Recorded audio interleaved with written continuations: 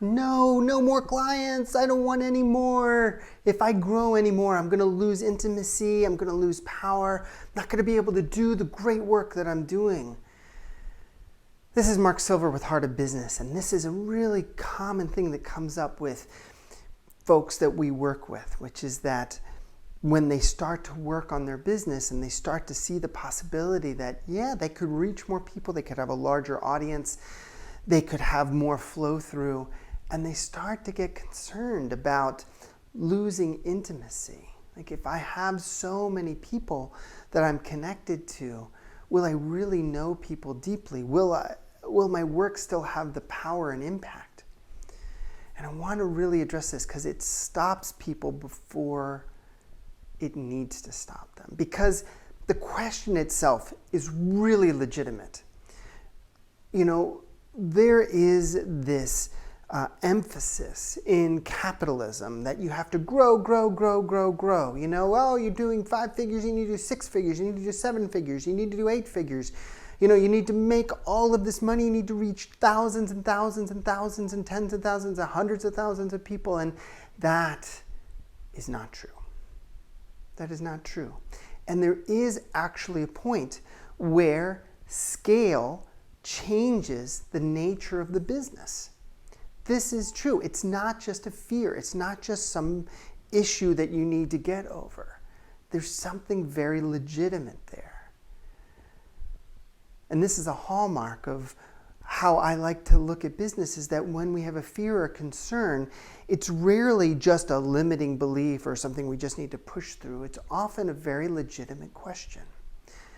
However, most of the people I see asking this question are asking it way too early, and they are sabotaging, stopping, undermining the ability of their business to be in momentum, to have some ease and some flow to it. And so let me outline this in a little bit more detail. There are no hard and fast rules about where that tipping point is in terms of too big versus big enough, but we can see the shift happen when someone, for instance, is able to acquire maybe 50 or 100,000 people in an audience, and suddenly they're conducting classes that have several thousand people in them. And it's different.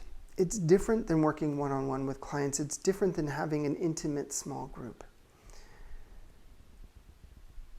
I want to, however, mention 2 things that I think are really important in facing this question that may help you have some more ease of heart so that you can keep going forward. The first is that there is actually quite a lot that can be given to folks even in that kind of a large class format.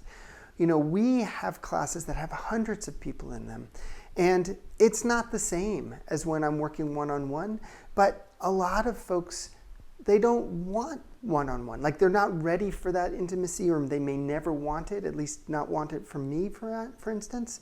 You know, there are some folks that are amazing clients for me, and others who are like, yeah, I need to take in the learning, but I don't need that much closeness and connection. I have a lot. My life is already full.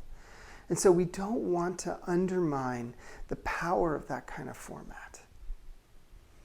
It doesn't replace the more intimate, deeper work, but it's still very legitimate.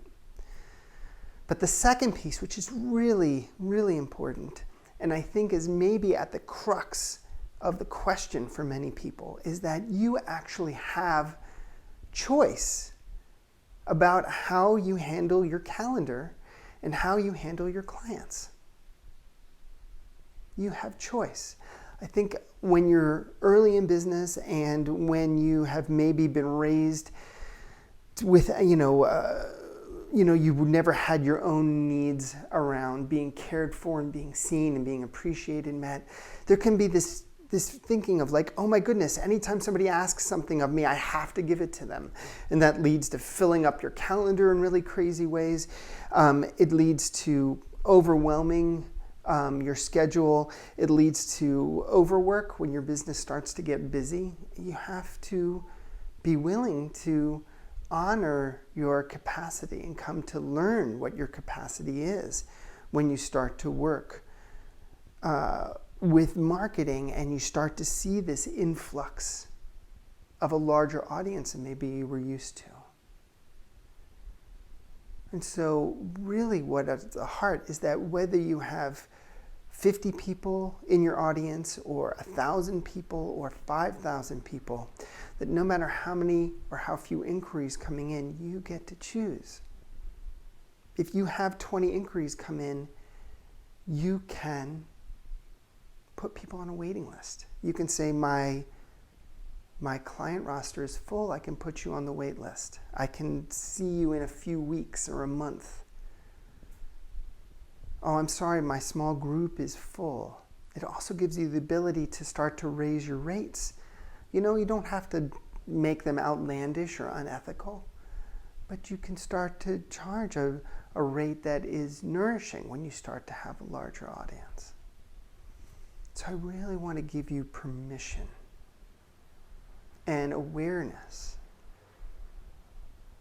that you do not have to be overrun by a larger audience, that you can give to them with writings or video or what have you in the same way that I'm doing right now. And you have complete sovereignty over your schedule and your capacity. And you don't have to give up any of the intimacy and power of your work just because you have more inquiries coming in. Really important to let that sink in. I'm really curious what comes up from you, what resonates with you as you hear this message. And if it shifts your ability to approach starting to grow and hold and be with a larger reach, a larger audience, and to be able to welcome in more consistency, more predictability, more solidity in your business as it moves towards momentum. So curious to hear what's on your heart. This has been Mark Silver with Heart of Business. Blessings.